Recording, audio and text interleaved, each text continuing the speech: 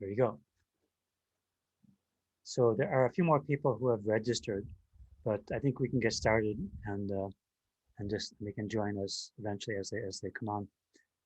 So my name is Rob Weltman, and I'm going to share the very simple agenda I put together for today. So it's like this, and I drive an EV, of course, it's one of my interests, but the thing that's really driving me to do this is that I've gotten involved with the Climate Action Advisory Committee on Maui, and my particular responsibility there is around transportation and energy production. And so I've gotten to learn a lot about what's happening, what's not happening at the state level and at the county level in terms of infrastructure for transitioning from fossil fuels to renewable and primarily electric sources. And it seems like it's a really good time for people in Maui Nui, Maui County to get together and have an interest in this and form an association that would can promote those interests. So I want to start by just let's all introduce ourselves. So like I said, I'm Rob Weltman. I live in Kihei, and for this work, Yeah, I can hear it. Oh, okay. I wonder I can't hear it. Now I can't hear it. What happened? what it's worth, I drive a Bolt, and very happy with it. Maui is small enough that there's no problem at all with that kind of range. So I'm going to call out the names of the people in the participant list just so we can kind of get through all the people that introduce themselves. The next person I have here is Vivian Cohen. Hi. How do I get this?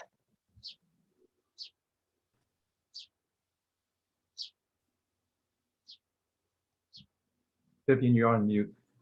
We could hear you earlier. Can you hear me now? Yes. Okay. I just tuned in. Sorry, I guess I missed the welcome. I'm sorry. Okay. So we're just introducing ourselves. So if you want to say like where you live and what your interest is in EVs.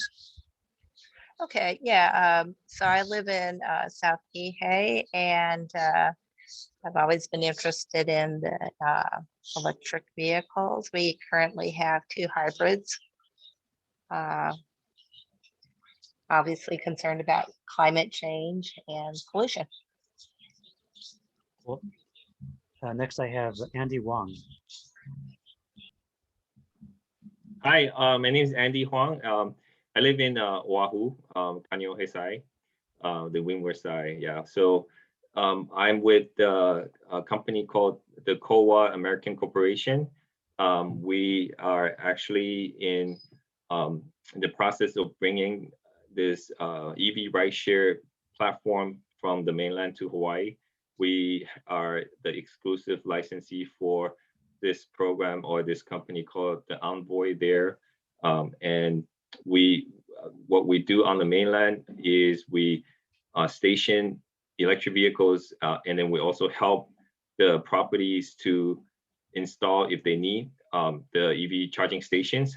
We don't necessarily install ourselves, but we partner with all the local EV charging companies to deploy this. And what we do is we offer a platform like the app, allowing the property owners to rent the vehicles on site as an amenity. So these vehicles are dedicated to the residents only. And we also can build extra charging station for the public. So because it's an amenity and we partner with the properties associations, there's the rental fee, part of the rental fee goes back to the association, becomes part of their income for using the parking stalls. The purpose of this is to promote electric vehicles, of course, to help the state achieve that the 100% renewable energy and clean energy transportation. For us, doing this also can help residents that doesn't have any electric vehicles to have the access to them and they can, they can try it out. They will pay on demand by the hours or by the minutes.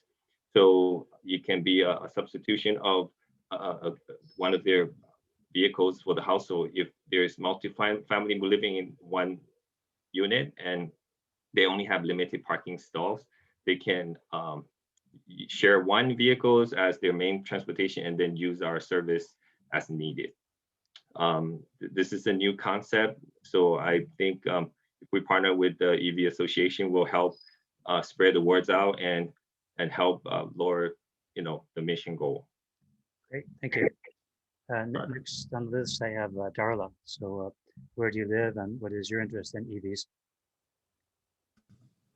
Hi there. Hi, Rob.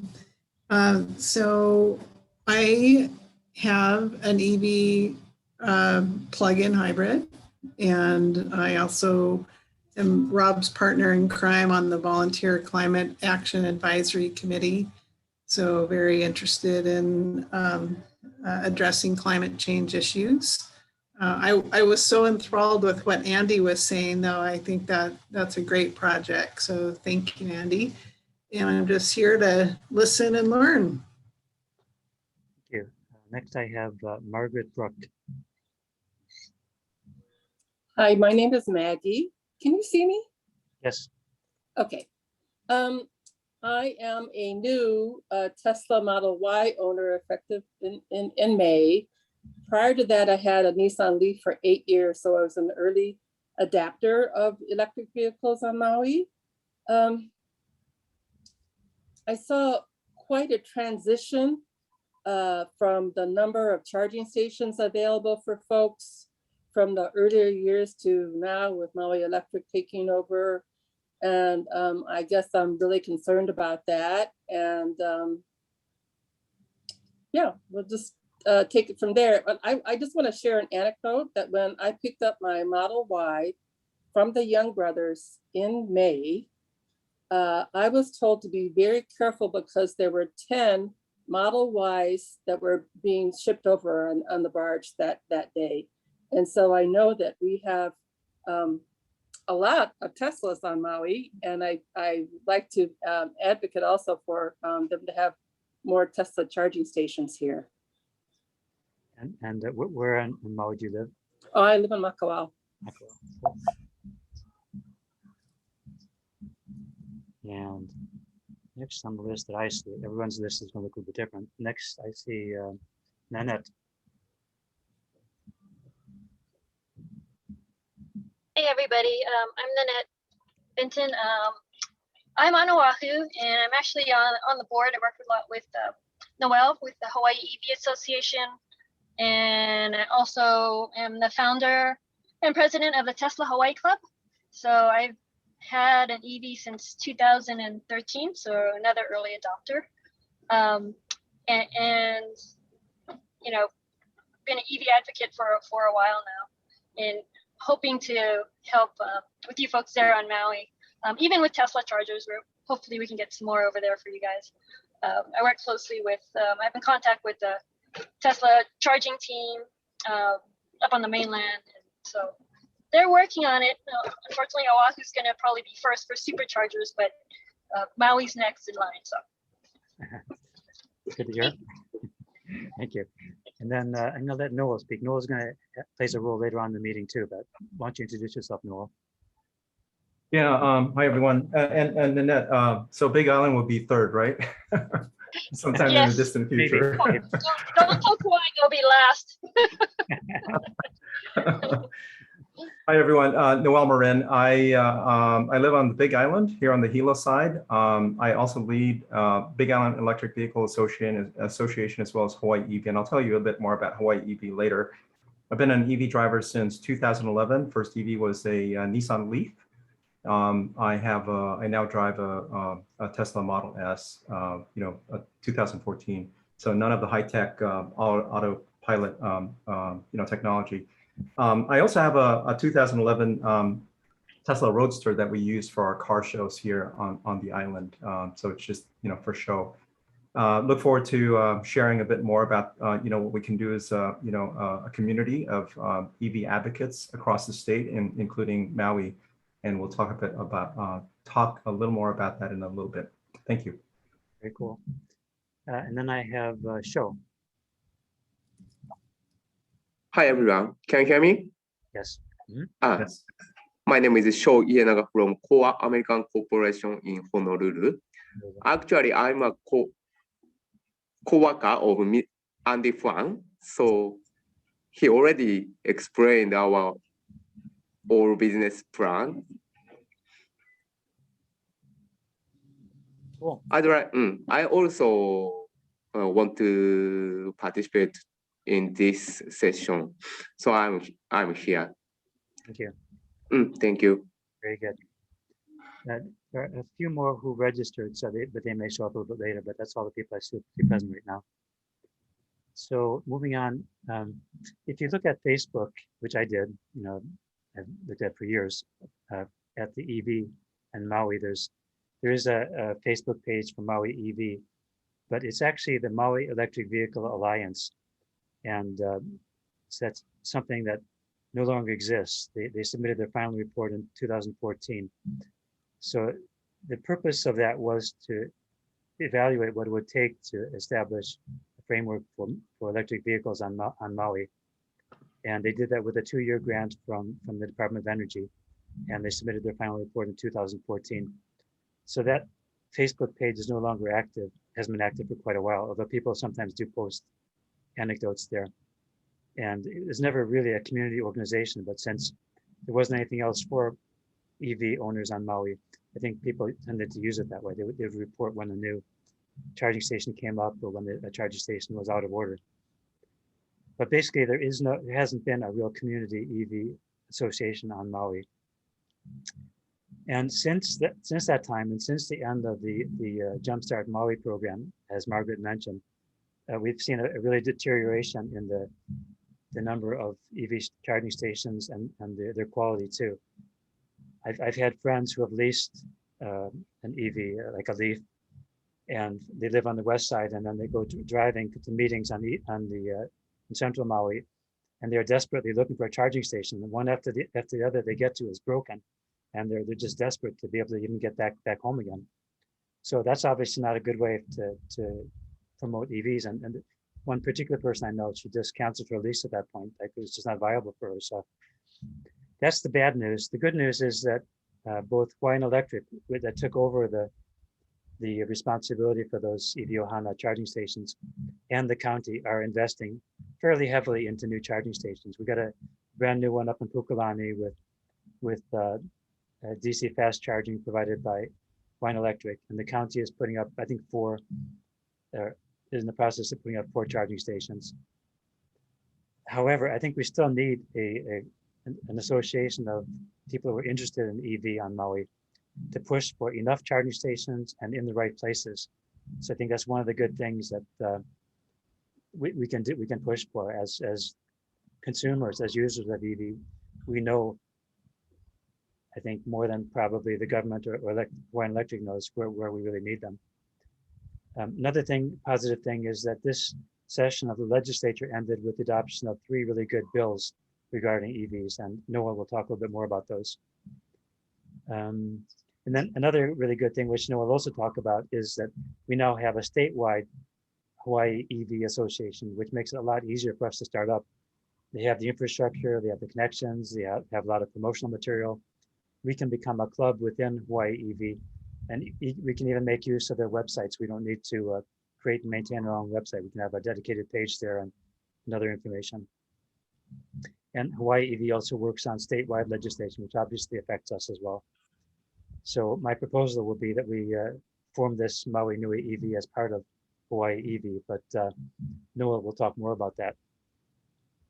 So what are some purposes that I see? And of course, everyone can chime in a little bit and say what their opinions are about this. But I think some things that are top of my mind are to accelerate the adoption of electric vehicles in Maui County. And besides keeping an eye on and pushing for charging infrastructure and looking at taxes on EV and other rebates and guidelines for EV support in new construction and multifamily buildings, to make EVs available to everybody, not just the people who have their own home and and have enough money to support it. But I think besides those things, I think we can also share information and tips through the organization. Like people report, this would be a good way for people to report that there's too much congestion at certain charging stations, for example. This is something where we need more units. We can also participate in EV promotion and education at events like Earth Day. Earth Day in the past on Maui, we had a drive-in EV opportunity, and I think that was a good way for people to get to know EVs, and I think that'll become even more popular and even more opportunities in the future. So I'm just going to leave it there, and I'm going to hand it off to Noel to talk about Hawaii EV and where we might fit in. And then after that, I'll just open the floor to everybody to discuss what you guys have heard and how you think we should carry this forward. So the floor is yours, Noel. Okay, thanks. It looks like we have Larry just joined us as well. Yes. Larry, so we've been through introducing ourselves. Could you just please quickly introduce where you live and what you're interested in EVs, and then we'll hand the word back to Noel. Sure, of course. I'm Larry Stevens. I serve on the Climate Action Advisory Group with Rob. I'm also on a couple of other environmental group boards of directors. And I'm an EV owner. I guess my family's on our 5th EV so far, and very interested in how EVs can help with our switch to renewable energy, how they can be just far more energy efficient and better transportation solution all around. You live in South Maui? I live in South Maui, yes, thanks. Thanks, Larry. So allow me to share my screen. I'll just quickly walk through a few slides here, which will explain Hawaii EV and how we can play a role in essentially the mission, Rob, that you shared earlier. So I'm going to share my screen now, and let me know if you're able to see a cover screen. Yes. Okay, let me just move these things around. Okay, so Hawaii EV was formed a little over a year ago, and what it is essentially a collaboration across the state with a number of EV clubs that were established previously. Big Island EV, Tesla Hawaii Club, and Kauai EV. And what we realized was that while we were working in our silos across our different organizations, there were shared interests. And we figured that if we put our efforts together under this umbrella, that we would be able to achieve economies of scale. We would be able to share messages. We'd be able to do things like, advocate at the state level for EV-friendly policies. So that was the catalyst for Hawaii EV. Our mission essentially is what it mirrors, Rob, essentially what you described, right? Which is to increase the adoption of electric vehicles here in Hawaii. And we do that through education, and by education I mean through our website, through social media, through webinars, and also in-person events, meeting the meetups that are now able to be held because we're coming out of the pandemic. Where we also work on policies at the local level as well as at the state level, and in the past legislative session, we tracked over, I think it was 24 or so EV-related bills at the start of the session, all the way until the fruition of, essentially the conclusion with the 3 bills that I'll talk about in a bit here. We also support charging infrastructure, and this is the trickiest part of it because of the investment that's required. And we can, the bottom line is, as an association and also locally, we have the opportunity to help local businesses understand the need, understand the opportunities in terms of rebates that are available, tax credits that are available, and also the the mutual benefit that can be achieved with properly sited charging stations. We have, as I mentioned before, Tesla Hawaii Club. There's Big Island EV, Kauai EV, and because we don't have a logo yet, I stole this from our Facebook page. I'm sorry, our Facebook page, and so we'll now have Maui as well. And we anticipate that at some point we'll also have another organization or club in Oahu, which would be brand agnostic. We partner with a number of organizations. So Drive Electric Hawaii, Blue Planet, Sustainable Transportation Coalition of Hawaii, and the American Lung Association. We're also a member of the Electric Auto Association, and I'll kind of talk a bit more about this.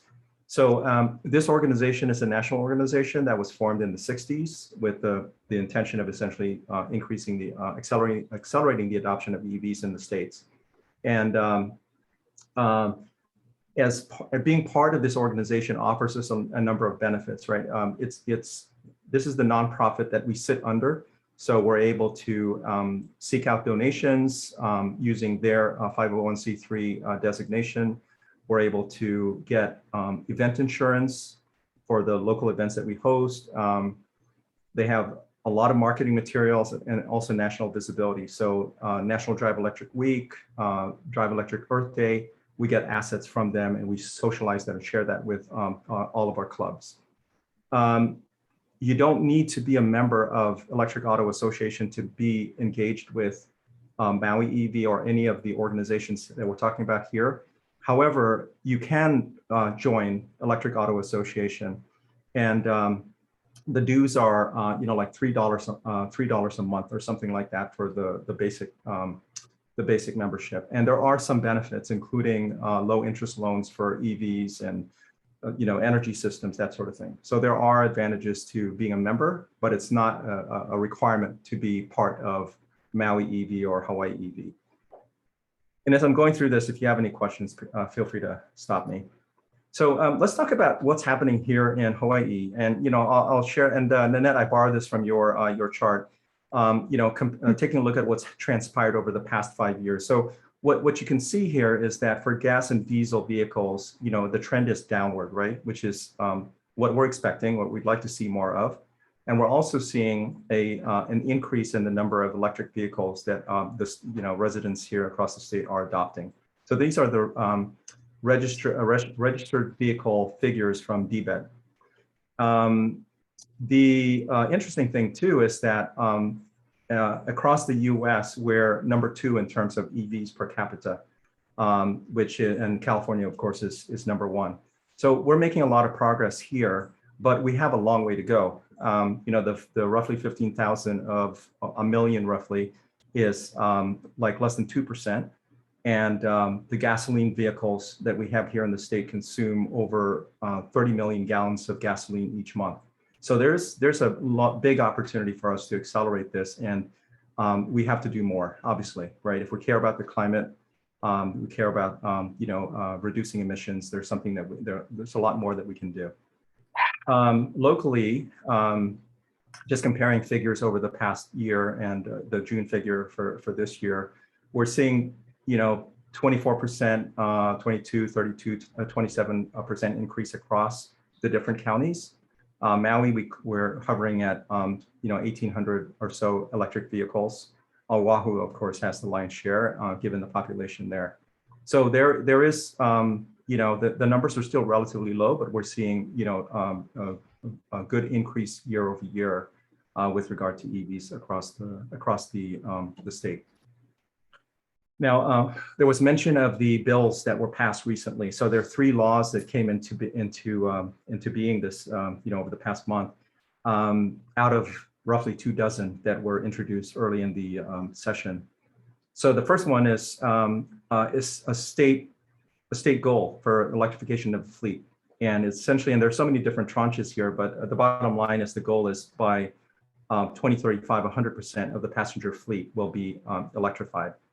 Another bill that's of interest is 424, which states that if you're a state employee on business and you need to rent a vehicle, the preference is going to be electric or hybrid.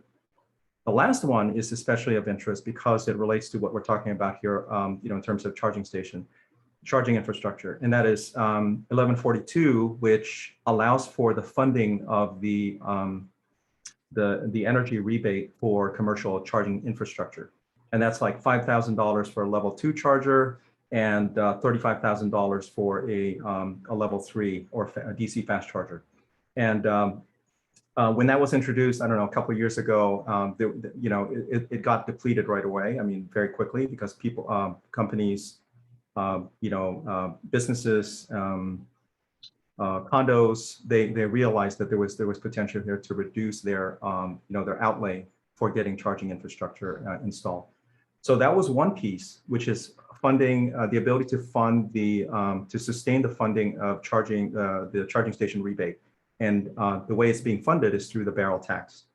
The second part of it, which is just as consequential, is the enforcement of the EV parking and charging station rules, right? There was this law, Act 89, from many years ago, that mandated that if you had a large parking structure over like 100 stalls or so, that you have to install a charging, EV parking and EV charging station. The challenge is that that was not enforced very well, and therefore the implementation or adoption was very spotty. So 1142 changes that, because it actually includes enforcement.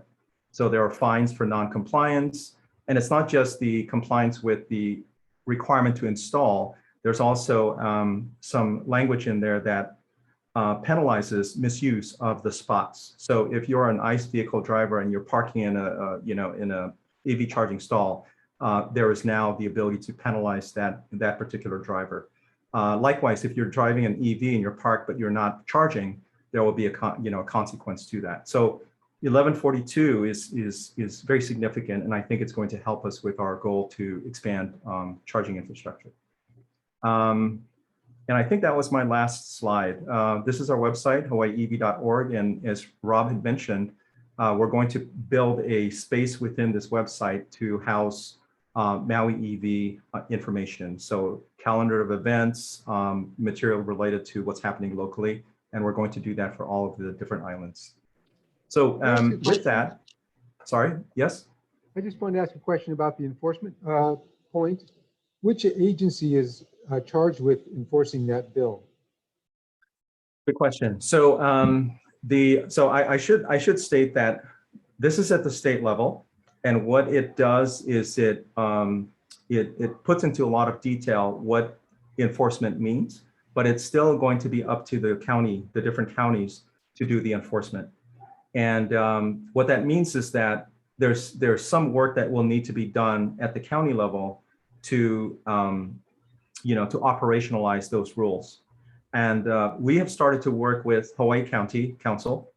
And Rob, I think I owe you the latest version of the bill. I failed to do that. But what we're going to do is we're going to socialize what we're doing with the other counties, so that we can have the relevant policy changes locally to allow for the enforcement. The actual enforcement agencies, it's not very clear to me yet, to be honest, but it would be at the local level. We actually talked about this at the Climate Action Advisory Committee meeting yesterday, because Alex DeRode was on the climate resilience division of the county, was there, and he said that he confirmed what I had heard before, which is that they're not, the planning department is not planning to proactively enforce that. They're not going to go out and look for 100 stall parking lots that do not have a functioning charger. They're only going to look at it for new permits and then for people who complain. So at this point, I mean, I'm hoping to change that, but at this point, it's on our backs. I mean, all people who care about EV charging will just have to report it to the planning department. That's in Maui. And, yeah, and by the way, on that point, the point about applicability. So what we're doing here on Hawaii for Hawaii County is we're actually having a bit more, I guess it'll be a bit more rigorous. So for example, instead of a one twin plug charger per 100 stalls, it's one twin plug charger per 50 stalls. And then there's also going to be retroactive applications. So if your property technically applies and it did not, it's not new construction, it was, something that exists, then there will also be we're hoping, the ability to apply it to those properties as well. So it's not a given. Obviously, there will be a lot of pushback, we anticipate, but at best, we'll have something that can be enforced.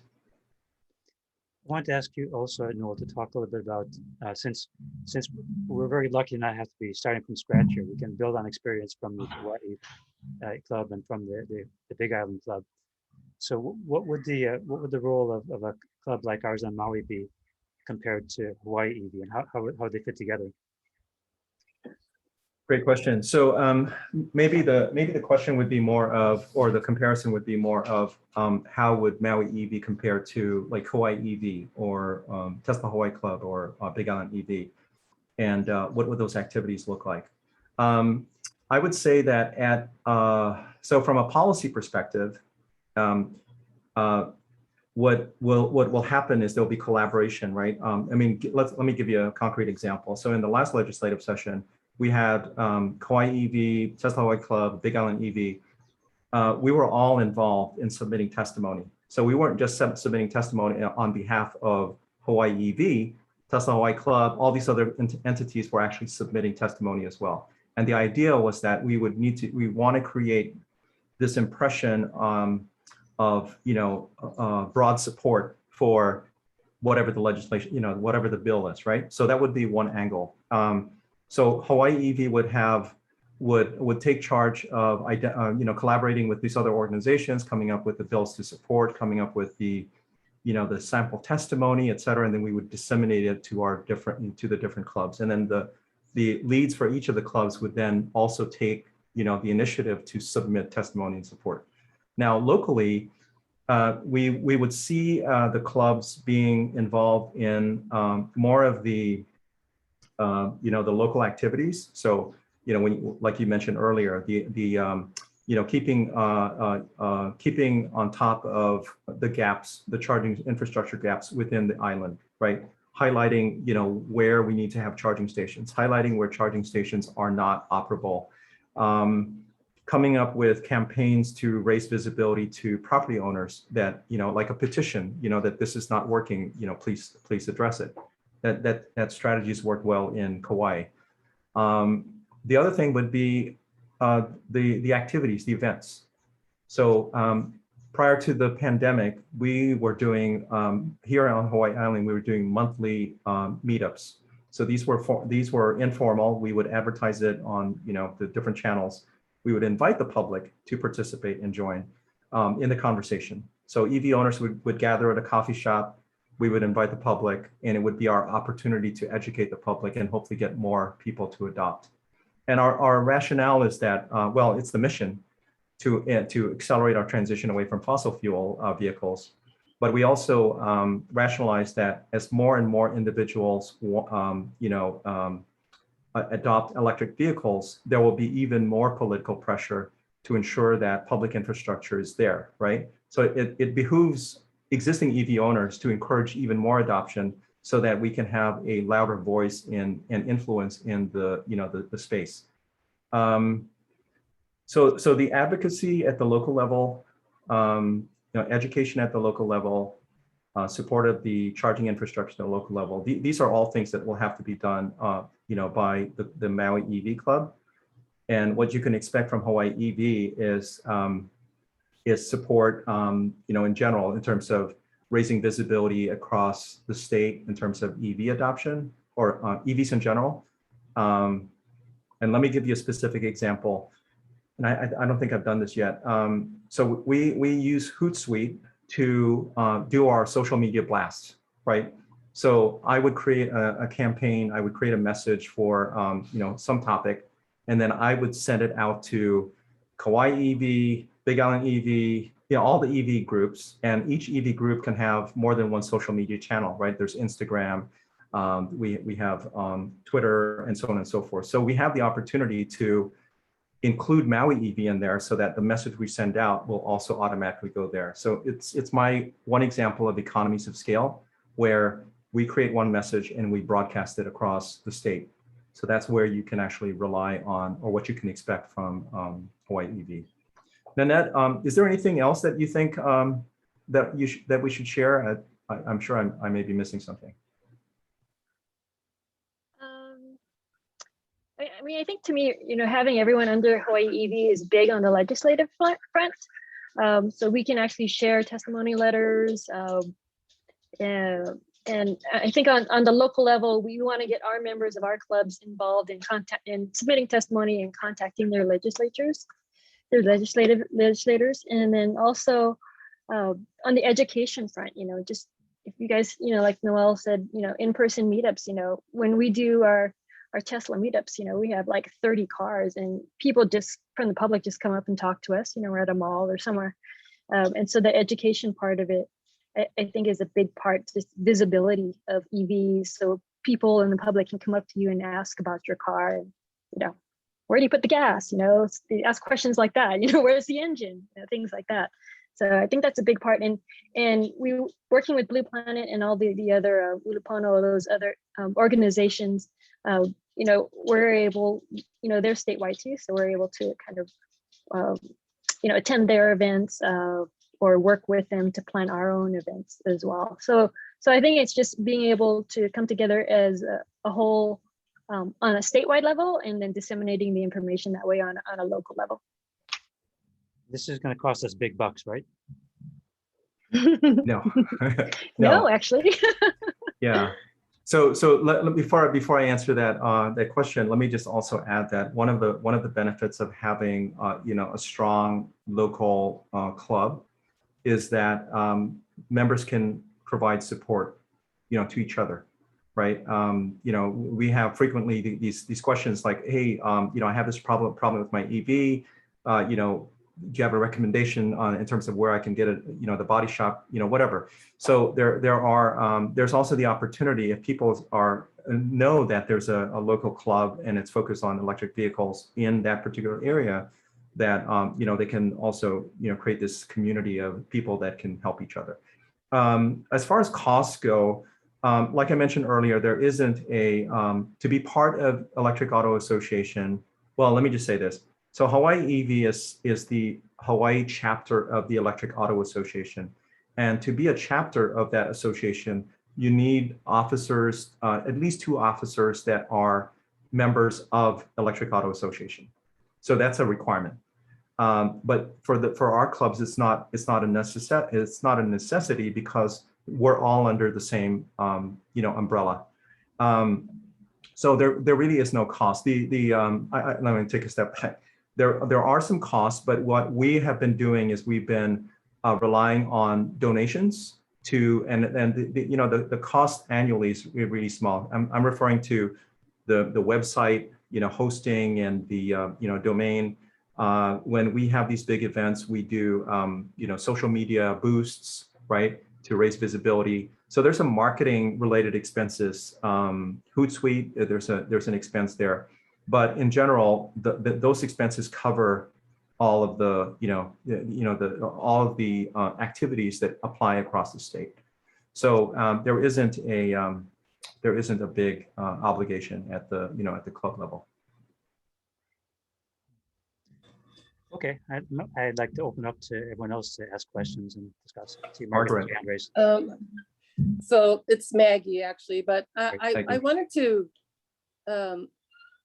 talk a little bit more about what you were talking about, Rob, about how Alex, I think his name is DeRoot, was saying that that is the EV issues are not going to be enforced unless we call the planning department. And I just wanted to share my personal experience, and that when the new Safeway opened in Kahului, what, 1.5 years, 2 years ago, I emailed every single council person on Maui. I emailed the mayor, I emailed Alex, I emailed all the state legislatures, and I didn't hear back from anyone saying, hey, how come, there's this law and this new facility open and nothing's happening. And so finally, I even went to visit some of the county council members and really said, oh, we'll look into it, blah, blah, blah.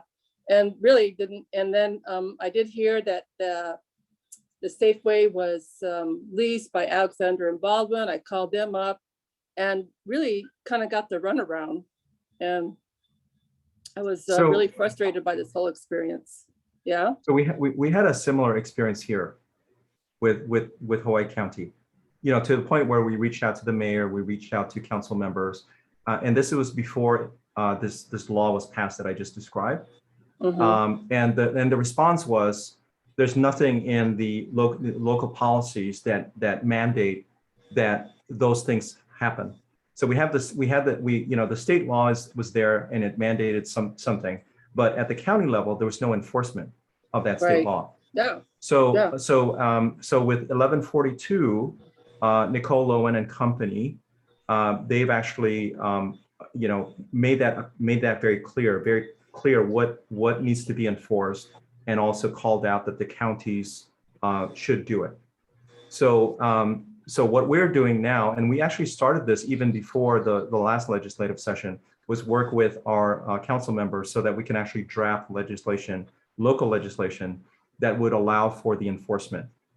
And this is what I was sharing with you earlier, that we would bring this up. Rob, you'll bring this up to Maui. We'll bring this up to Honolulu and also to Kauai, so that the local policies that govern local government here on each of the counties will be updated so it can be enforced. Meaning, the public can report non-compliance. There will be a consequence for non-compliance. There will be given, a time period to rectify the issue. So it's hopefully going to be different this time after these things are enacted. I hope so, but it's frustrating to me that you have a state law, but then we have to, force the counties to, take more action to actually enforce the state law. I did hear from Mike Gabbard from Oahu, and that's the only person that I heard from about the whole issue, because evidently that's something that's important to him. But yeah, I would really like to somehow work on that to advocate for that, because if you have a Nissan Leaf, you can't drive from Lahaina to Central Maui and back, or you can't, you have to you're really limited by your range and where the charging stations are. Forget going to Hana or Haleakala or so many other places, right? Yeah. I did hear, so this is the Coconut Wireless. I did hear that Tesla was going to have an auto dealership where the old Harley Davidson dealership is in Kahului. Did anyone hear that? Yeah, that's the rumor, and I heard it from someone on Maui as well, a club member on Maui. And all we got from Tesla was, we're working on it. They've been planning to have a service center sales place for like a couple of years now. They've been looking. I think the pandemic kind of pushed it out a little bit, but that's the rumors I'm hearing. They haven't confirmed it yet, but I think it's going to happen. I mean, it needs to happen. There's only, I think, 2 Rangers out there now, mobile service techs, and I think Maui's they have enough. There's enough Teslas out there that can support a service center, and so we'll see. But yeah, I heard that rumor too. I haven't confirmed it, but. And we asked if they would put superchargers there. They didn't say anything about that, but hopefully they'll put destination chargers at least. And hopefully the public will be able to use them. Because even here on Oahu, we can use the destination chargers for Teslas at the service center if they're available. And then we can use it at the Waikiki store, but Ala Moana, they're reserving that for their test drive cars. So hopefully we'll at least have destination chargers at the service center that hopefully they'll put in this year. All right, so I'm not sure the difference. So the superchargers are the fast ones at level 3, and Yeah. the destination are level 2. Yeah. Okay. Yeah. We don't have any really on here. We allegedly have a few, but they're at the resorts, and I understand you have to be a Yeah. guest in order to use them here. There's So- one. Yeah, I think at in Wailea, There- if you have dinner there or something, at the club you can use them. In PK at the shopping center on PK Street, they have a level 2 charger. No, which is Yeah, nice. there's a couple out there. I mean, I've been seeing this ad from Hawaii Electric for years. Like, we just added 2 charging stations, and they did that actually quite some time ago. And I'm frustrated that they haven't done more. The places that are putting in chargers, what's the general experience? Is this so the one in PK Street Shopping Center, PK Village or something, is done by Hawaiian Electric. Is that who is doing most of the chargers? Is that who we should look to do most of the chargers, or is there any alternative to that? Could be the county too. So the way it is currently stacked up, the PUC is only allowing Hawaiian Electric to do level 3 DC fast chargers, not allowing them to do level 2, because they're thinking that they want to allow more competition. They're thinking it'd be easier for third parties to come in and provide level 2 charging stations. The county, I think, is only doing level 2. So I think both those things need to change, really. And then another piece of information is I've talked a few times to the people working on electrification of transportation at Hawaiian Electric, and they had this critical backbone study done about a year and a half ago, which identifies how many charging stations are going to be needed, both level 2 and level 3, over the next 5 years, 10 years, etc. But it's already out of date. It's way under, and they're saying that this is Hawaiian Electric again. They're saying that they expect that next year they'll have a new critical backbone study, which will provide a new roadmap for charging stations on Maui. I don't, at this point, I don't see anyone else doing level 3, but I do see other people doing level 2 because of the cost. So, so for Maui folks, does anyone have like any suggestions on how to advocate for more charging stations? For instance, I am kind of disappointed, like at Costco, there's only 2, you know, and there's a heck of a lot of a big parking lot there with photovoltaic. You know, I'm disappointed that they haven't done more at Costco.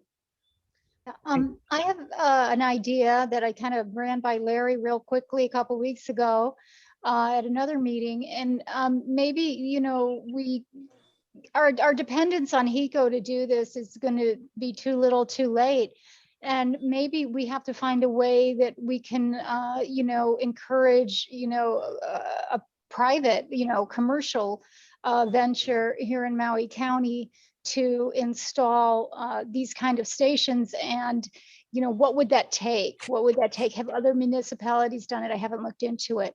But, you know, getting enough interested people together to invest in a hui, you know, and start doing this commercially. I mean, maybe it's like everything else in the climate, you know, action, where we have to wait for a commercial sort of response to it, because the HECO is just not stepping up to the plate. I think there are 2 things, Margaret. First one is I think we should work with the legislation that NOAA is working on for Hawaii County on how it's going to be enforced on Maui, including the enhancements. In other words, we don't have to settle for 1 charging station per 100. We could have a county requirement which is higher, and that would address Costco because they have more than 100. They have more than 100 anyway. Clearly, parking slots. That's the one prong. The other prong, I think, is vigilantism. I think we need to go out there and mark these things and report them to the planning department, and require that the planning department enforce now that the guidance is clear from the state. And they have inspectors, but they're building inspectors. I don't know if they know any. I mean, this is going to be a whole new arm. I guess the Maui County Planning Department is adding staff this year, and maybe one of those staff could be directed to take this on as a responsibility, but I haven't seen that so far. Yeah, they've already recognized that what they've committed to is, 1, that they will review this in any new permit applications, and 2, that they will respond to it if there's a complaint, but not that they will proactively go out and look. So I think that's where we need to fill in the gap. Well, I'm certainly ready to go around South Maui and look for, I think I can think of 4 places, 3 of which I'm positive have no charging stations. And I believe they're all large enough, and there's possibly a 4th one. So at the 100 space level is what I'm talking about. Yeah. And those are shopping areas, not condo complexes or whatever, which are a separate story. Exactly. And anything which is considered a public parking place with 100 slots or more. So Rob, are you saying we should call it a particular person at the planning department? Yes, so Alex said that they have still not decided exactly how, this is probably new legislation. They have still not decided exactly who is going to be responsible for that.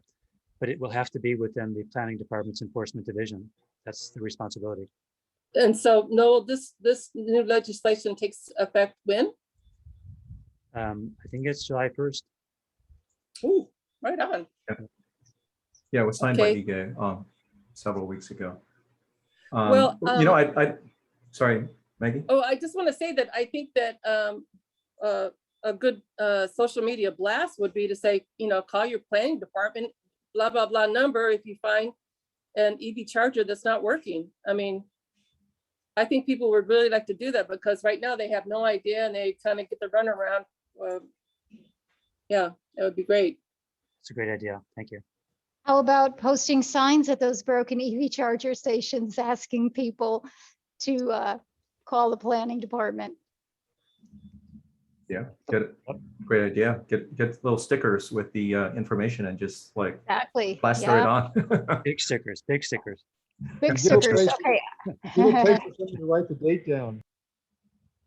Was that? Yeah. We need a place to write the date when you apply the sticker so you can see how long it's been. Good idea. Yes. Yeah. Yeah, I would even take some video or photo, you know, documentation and put it on, you know, put it on social media. Say, you know, Right. reported this, Yeah. right, and get people to respond to it as well. You know, I'm up for that. That's a great idea. I think what we're seeing here is the opportunity for us to create a community of concerned EV owners who can actually act, and with the structure in place and, you know, some guidance that we will be able to do that. Because in the absence of that, it's all siloed. There's not any organization and there's not a lot of, you know, it's not going to be heard. There will not be pressure. So it's good to hear the ideas coming out of this conversation. We need to get a council ordinance put in place about this. It seems like that would be a good challenge for the advisory committee to do. Yeah, I'm looking for Noel's, the work that they've done, the pioneering work they've done on Hawaii County, and see how we can adapt that for our use. Yeah, the draft is almost ready. It's gone through LRB, and so I'll send you that. You know, after this meeting, I'll send it to you. So in terms of practical, like organizational things, what I'm thinking is let's start with meeting monthly. I mean, Noel said that the other clubs have had monthly meetups before the pandemic. For the time being, let's just meet together the people who are interested. I mean, it's open, anyone who wants to come. And then we'll see how we evolve the organization and the priorities. But obviously this charging station enforcement is very important, because if we don't have that, then it's just not feasible for a lot of people to drive EVs. I think we ought to try and follow up on Rita's idea about trying to get some commercial entity involved. I think the shopping centers themselves could find a way to make this a profitable business, because they have the space, and I think it's not that hard. I mean, the fast charger that I know of gets a lot of use. I mean, people line up to use that charger. There's only one circuit that's available, and it gets very heavily used. I mean, 3 or 4 vehicles will be lining up to use it. That's money that can be made. And I think if we figure out a kind of a pro forma business plan to show these shopping center owners, which might be the property owner, show them that this is a moneymaker, why wouldn't they want to do something like that? Right. Larry, it's a great point. And the other thing too is I think there is an opportunity to educate these business owners, property owners, about the actual costs that are involved, right? Because again, with the rebate that I referred to earlier, as well as tax credits that are available for, you know, these types of installations, the cost may not be as much as they anticipate. So I think part of this is going to be putting a package of information together to highlight what it's going to, what approximately it's going to take. And obviously it's approximately because the implementation will be site dependent, right? I mean, if there's infrastructure, you know, there already, it's going to be different from if they have to do a lot of trenching and, you know, new infrastructure. But in general, coming up with a sort of like an informational package that will help site owners understand what it will take to make it happen, and then also what the tangible benefits are, right? Like you just mentioned, right? You're able to attract a certain clientele. You're able to have, for gas stations, you have customers that are lingering, a lot more than a regular gas vehicle customer, and that could represent revenue for them. So I think that we have the opportunity to package this information in a way that makes it attractive and also dispels any notions that are incorrect, that are barriers to proceeding. Several points. I One, think EV owners are very likely, no, the other way around. Property owners, especially commercial property owners, are high-end people. High-end people are flocking to EVs right now. It's quite possible that some of these people already own an EV. And so it's maybe just a matter of connecting dots to make something happen. Second, it's going to attract high-end customers to come to that shopping center because they can charge their cars. Third, it's going to attract high-end retailers because they want to get to their customers. So it's a way to package up your facility as a high-end facility, a high-end, high-margin, high-markup facility, which is catnip to these people. I think the main issue, and it's been around for a long time, is convincing these property owners that EV chargers are an amenity. First, they only see it as an expense, right?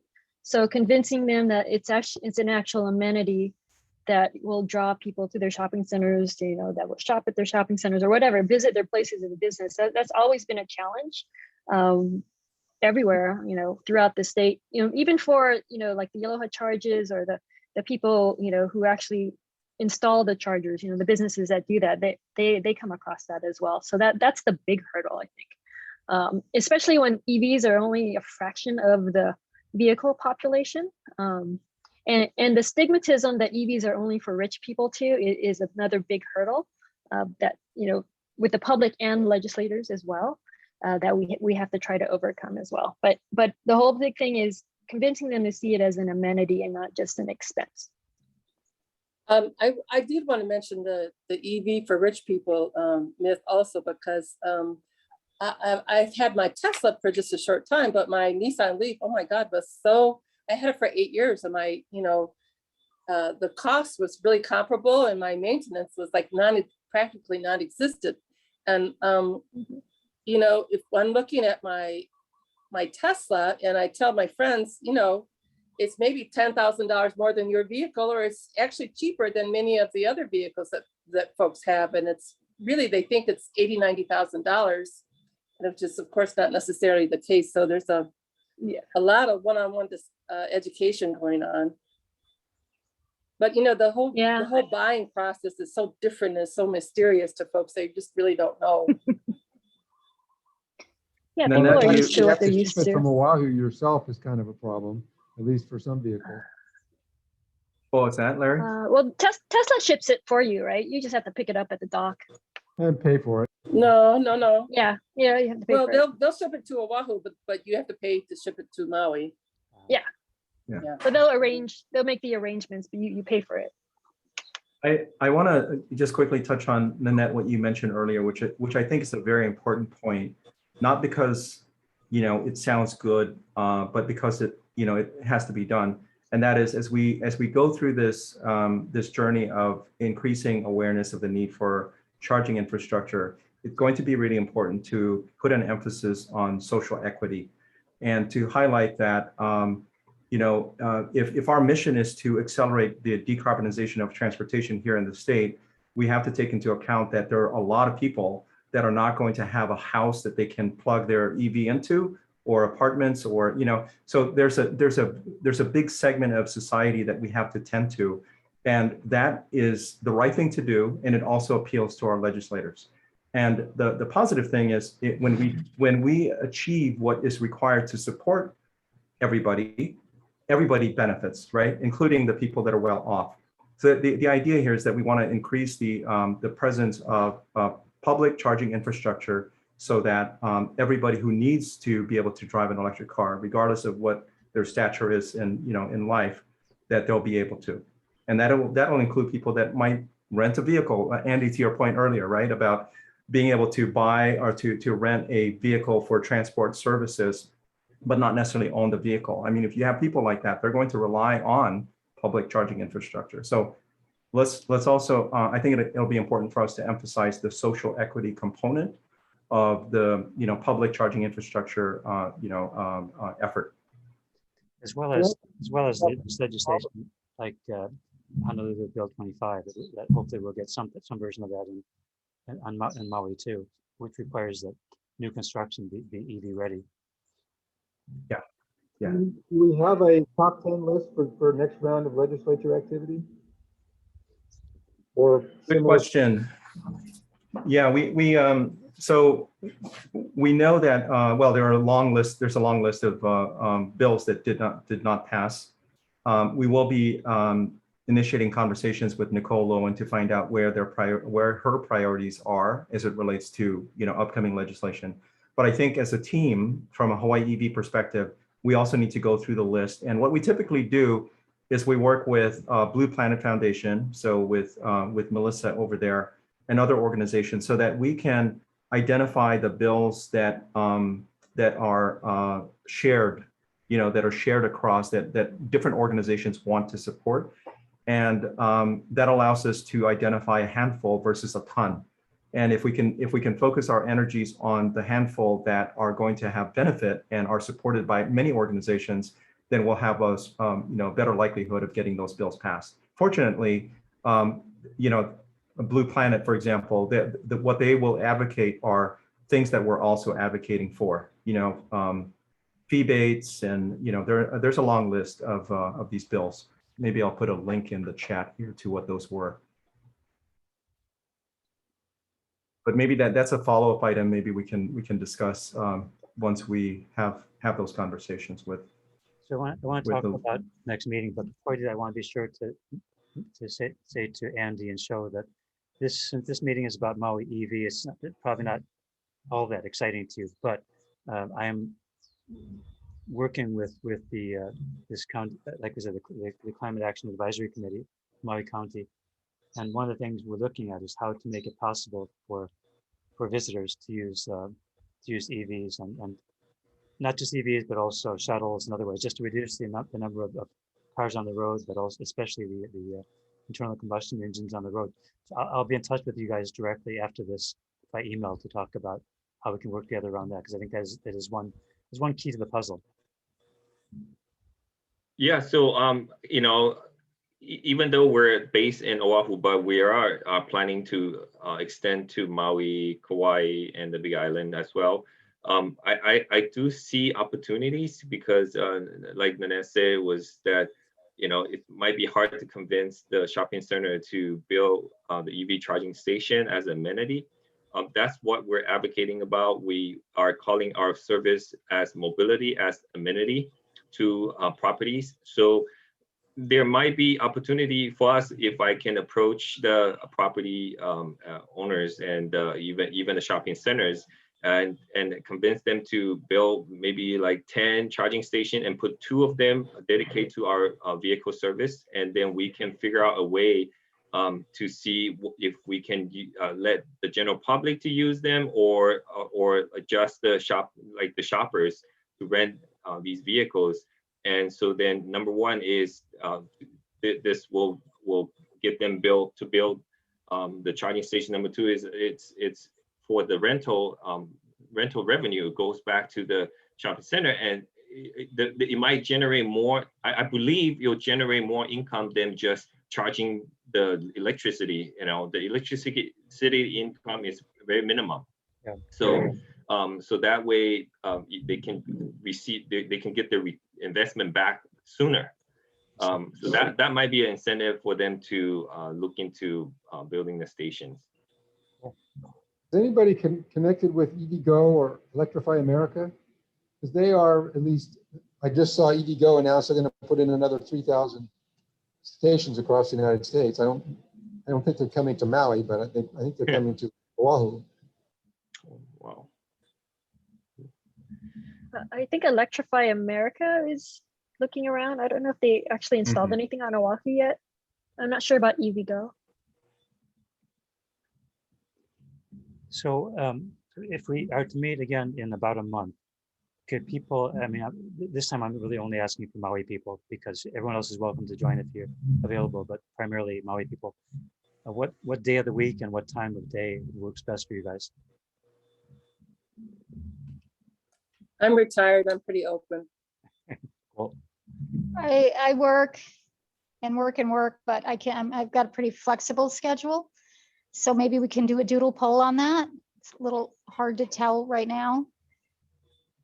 You know, I do have standing meetings every week, but maybe we could put out a doodle poll to everybody and see what time works for everybody. Are you talking like normal business hours, Rob?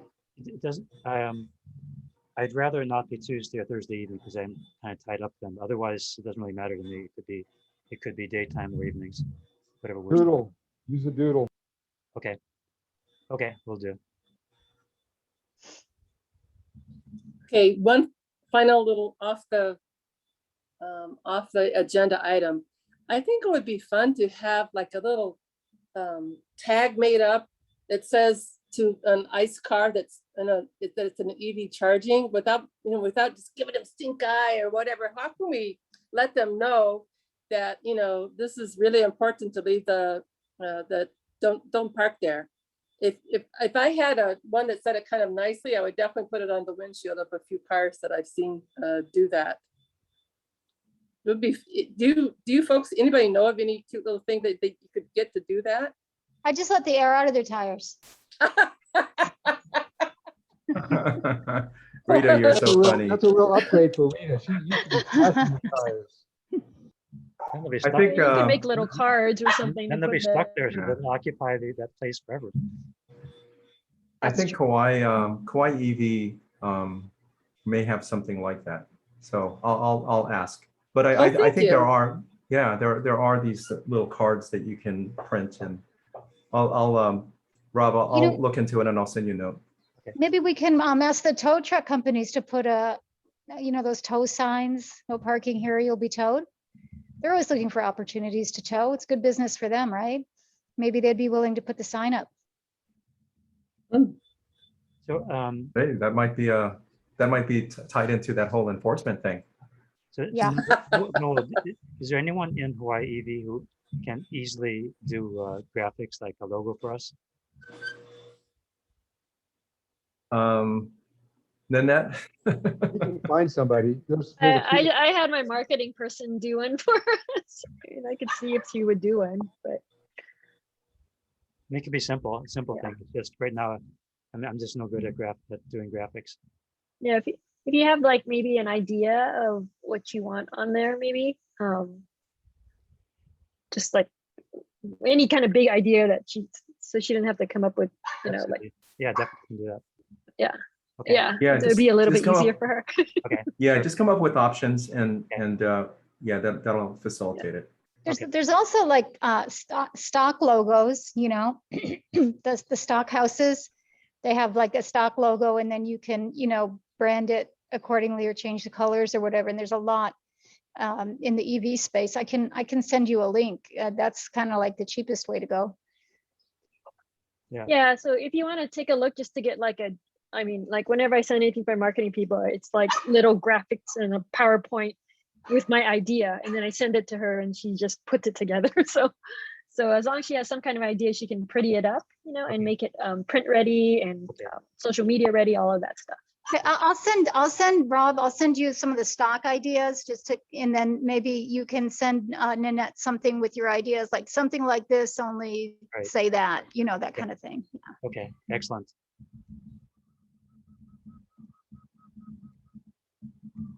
Okay. I will. Everybody think that everybody agree that getting together in a month is a good idea, and that we can exchange email in the meantime. Sounds great. Yeah. Okay. Thanks for Hey, pulling Rob. us together, Rob. Appreciate it. Yeah, thank you. Yeah, Rob, thanks a lot. I know you're busy. You're all over the place, man. But that's great. Thank you. I think this is gonna be a lot of fun. I mean, like I said, I'm looking forward to being able to do what they did on the Big Island, being able to have meetups at cafes, and I guess Nanette was saying that they do that in Oahu too. just doing that will be fun. And then having people come up and ask about the cars, that'll be fun too. So I think I mean, the legislation part and the enforcement, that's really good. And I'm excited about that, but I think there's going to be some just fun things too. Okay, Yeah, I you want to know- mention one thing. The chancellor at University of Hawaii Maui College has a Tesla. So if you want to do a meetup, I would approach the chancellor about being able to do a meetup on the campus. Yeah, Rob knows. You And can Rob- you can reserve a room. Yeah. There's a sign up on. No, I'm online. talking about like the parking lot, the Right. whole, more than a room. I'm talking about like a meetup with our vehicles type of. Oh, yeah, yeah. Yeah, we can definitely do that. I And mean, then Rob, let me know if you set something up and I'll disseminate it to the Maui club members. I think we've got like 30 of, I think we have around 30 of them. So I can Forgot about reshare that. it with them. Okay, I forgot about Yeah. that. We need to be sure that we share that. Okay. Yeah, so because there was this used to be an annual drive-in EV thing at Earth Day at Maui College on the north side of the north parking lot there, and I don't see any, and that's where actually where the charging stations are. So I don't see any reason why we couldn't get together there, and I'm sure Louis would be okay with that. That's a good idea. Yeah. Those are cars You- too.